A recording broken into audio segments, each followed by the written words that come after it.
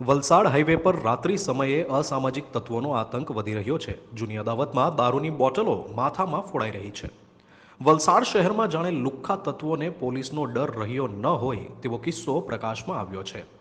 Valsad highway પર આવેલ પુરોહિત hotel પર જમવા માટે આવેલ 4 જેટલા યુવાનો પર અસામાજિક તત્વોએ નશાની હાલતમાં આવી એક યુવાનના ગાલ પર તમાચો મારી બાદમાં તેને જાનથી મારી નાખવાના ઈરાદે યુવાનના માથા પર બિયરની બોટલ ફોડી દહેશત ફેલાવતો વિડીયો વાયરલ થયો છે।